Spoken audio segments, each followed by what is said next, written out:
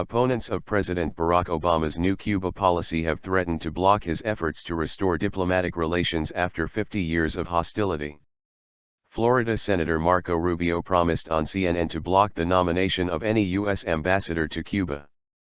Other anti-Castro legislators suggested Congress would removing funding for any normalized ties with the country.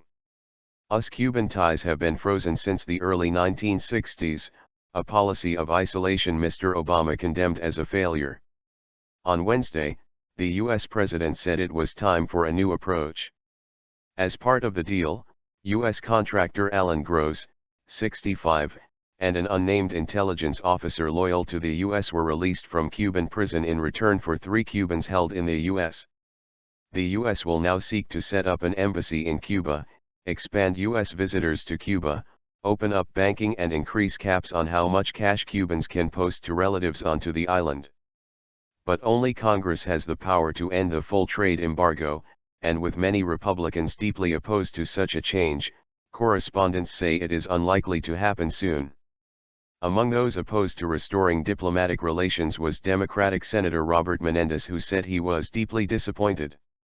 It's a fallacy to believe that Cuba will reform because an American president opens his hands and the Castro brothers will suddenly unclench their fists.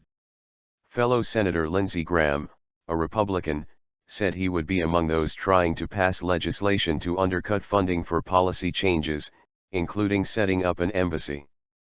Normalizing relations with Cuba is a bad idea at a bad time, tweeted Mr. Graham, who will become chairman of a committee that determines State Department funding in January. Republican Senator Marco Rubio slammed the deal as inexplicable.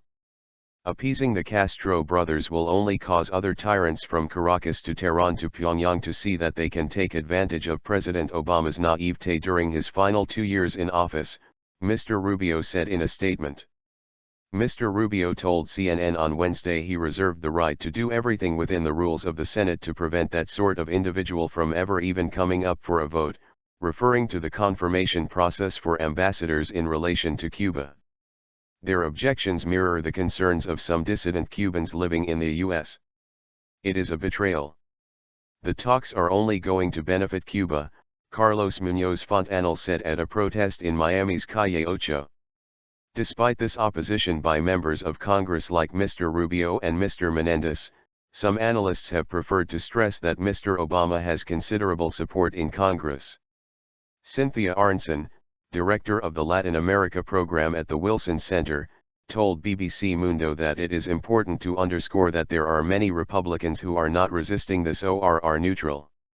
And Tomás Bilbao, executive director of the Cuba Study Group, a non-governmental organization in Washington, highlighted the fact that the plane that brought Alan Gross back to the U.S. had 3 members of Congress on board, including Republican Jeff Flake, from Arizona.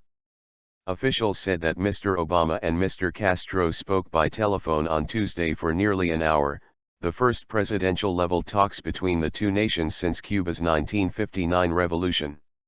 In exchange for Mr. Gross, who was in poor health, and the unnamed intelligence officer, Washington released 3 members of the so-called Cuban Five who were serving lengthy sentences for espionage.